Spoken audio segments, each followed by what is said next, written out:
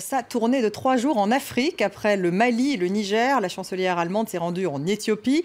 Objectif, proposer à ces pays un partenariat sur les migrations, avec à la clé une sorte de plan Marshall pour les pays du Sahel d'1,5 milliard d'euros. On retrouve à Abidjan pour en parler, Abidjan en Côte d'Ivoire, Oswald Padonou, chargé de programme politique et sécurité au Konrad Adenauer Stiftung.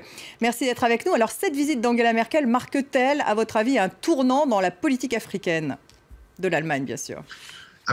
Absolument, madame. Je pense qu'on est effectivement dans un tournant. C'est vrai que ces dernières années, l'Allemagne s'est déjà illustrée comme un pays donateur d'aide en Afrique parmi les plus importants. Mais aujourd'hui, on est vraiment dans une stratégie articulée. On est dans un ensemble de moyens mis en œuvre, de moyens militaires, de moyens civils pour affirmer la présence de l'Allemagne en Afrique.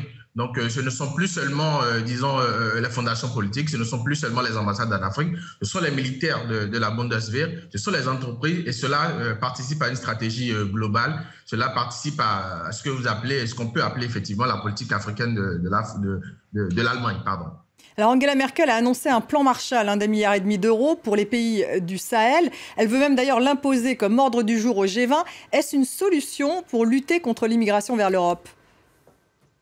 Oui, c'est une part de solution, parce que déjà, il faut remarquer que les pays qui ont été visités par la chancelière, je prends le Mali et le Niger est le pays quand même de transit d'un grand nombre de migrants vers l'Europe, des migrants qui n'ont pas toujours les solutions adéquates sur place pour s'en sortir. Donc le plan qui est proposé, c'est un plan qui allie non seulement les solutions de renforcement du dispositif sécuritaire au Niger et au Mali, mais aussi qui participe à la mise en œuvre de solutions civiles, parce que la chancelière l'a dit, il n'y a pas seulement des moyens militaires pour amener la paix et la stabilité au Sahel. Il y a d'abord des moyens civils, il y a des solutions qui sont apportées aux besoins exprimés par les populations sur place, des besoins en termes de besoins sociaux, besoins économiques, besoins en infrastructure. Et je pense que cette aide importante qui a été apportée par l'Allemagne et aux pays sahéliens pourra effectivement contribuer à la stabilisation de la région. Et il faut noter que l'Allemagne est déjà un donateur important d'aide. L'année dernière, l'Allemagne était le 3e pays donateur au monde de l'aide publique au développement. Je pense que cela participe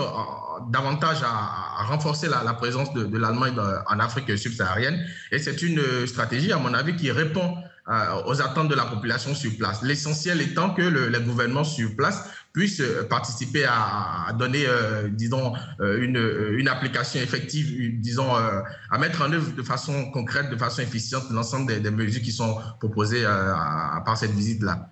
Merci Oswald Padonou en direct d'Abidjan, en Côte d'Ivoire.